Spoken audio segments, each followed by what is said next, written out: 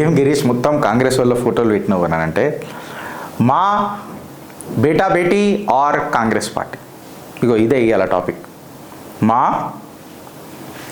మా బేటా Beti are Congress party.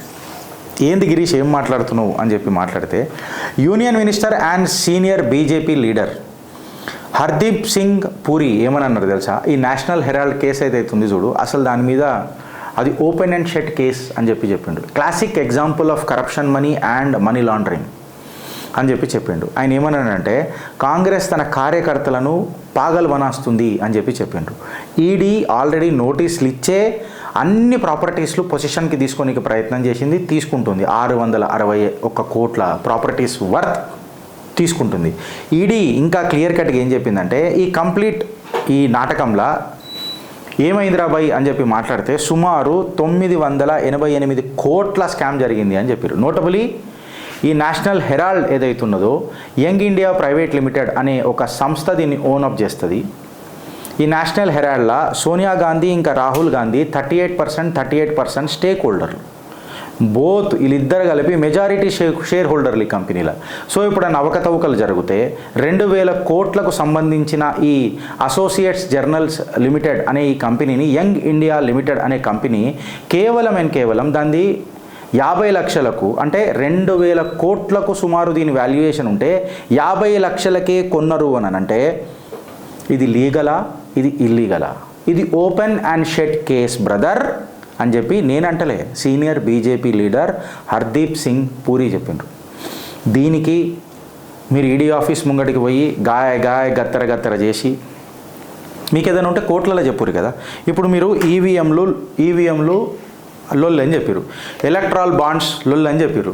Bharatiya Janata పార్టీలు వచ్చి కాంగ్రెస్ కార్యాలయం ముంగట ఎప్పుడన్నా లొల్లి చేసిరా, మాట్లాడిరా?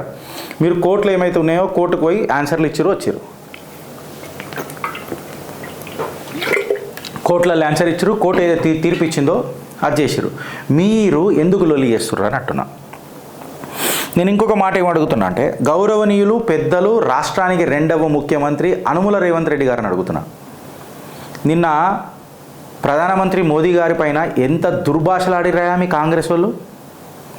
మళ్ళీ అలాని గుడ్డలు తీసి కొట్టి ఉరికిపించాలని మీకు అనిపిస్తలేదా? కేవలం యూట్యూబ్ జర్నలిస్టులనే కనిపిస్తుందా? ఈ డేటాలు బయటికి తీసుకొచ్చి మాట్లాడుతున్నది కూడా యూట్యూబ్ జర్నలిస్టులే. రేవంత్ రెడ్డి గారు వాళ్ళ మీద ఉన్న కక్ష, పగ,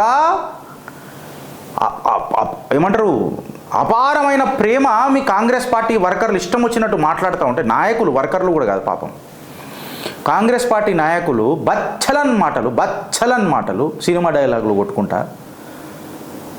పెద్ద మనిషి అంజన్ కుమార్ యాదవ్ గారు ఏందన్నా మాటలు నాకు అర్థం కావు. కానీ పెద్ద మనిషి తత్వం ఉన్నదే మీ దగ్గర, గట్లా నానే మాట్లాడే. సోని పోయి మందలిచ్చిండా ముఖ్యమంత్రి? కాంగ్రెస్ పార్టీలో అది కుదురుతుందా? ఇంకేమోనంటే నన్ను అంటారు, అరే మీయోడే కదరా నిన్ను కొట్టిండు అని అంటారు. సరే నన్ను కొట్టిండు కాదని అంటలేదు, ఆడెవడో తర్వాత చూద్దాం కదా, కథలు ఎందుకు? నా పంచాయతీ నాది కదా, మీరు సక్కంగుడురు కదా. ఫస్ట్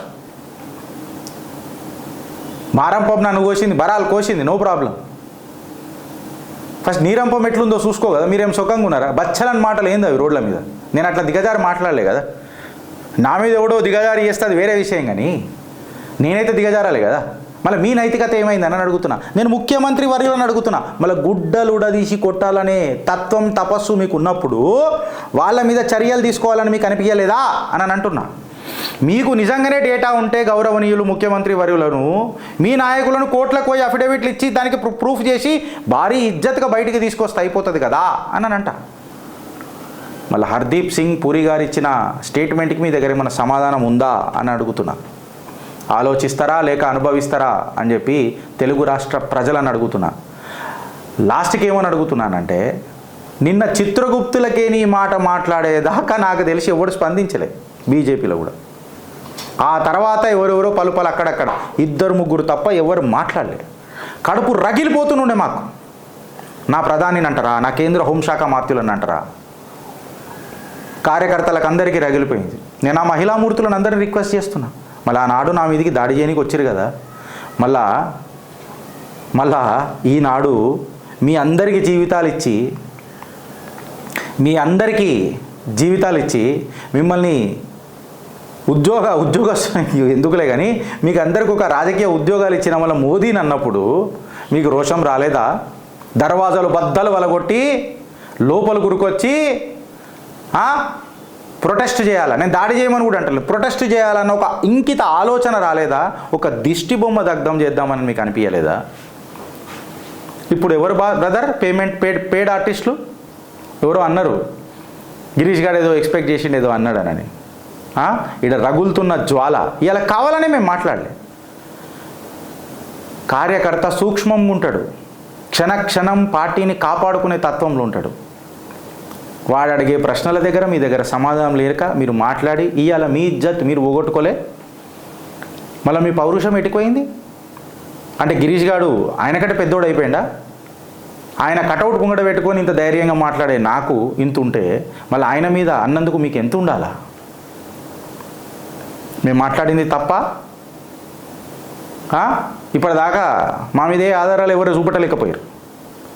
అట్లీస్టు పార్టీ పేరు చెప్పుకొని మీ పొట్ట నింపుకుంటారు కదా పైసల కోసమో మళ్ళీ దేనికోసమో పదవుల కోసమో, అట్లీస్ట్ ఆ పార్టీకి 1% అన్న న్యాయం చేయరు అని చెప్పి మాట్లాడుతున్నాం.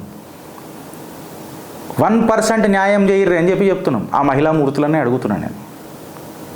పెద్ద పెద్ద మాటలు మాట్లాడారు కదా, ఆ మహిళా మూర్తులను పెంచి పోషించి ఆర్థిక పరంగా అధికార పరంగా పెంచి పోషించి మీటింగ్లు పెట్టి ఎగేసి పంపిన ఆ మనుషులను కూడా అడుగుతున్నా, మళ్ళీ పార్టీ పైన ప్రేమ లేదా? పార్టీ కార్యాచరణలో ఇది భాగం కాదా? ఆలోచిస్తారా లేక అనుభవిస్తారా? భారత్ మాతాకి జై.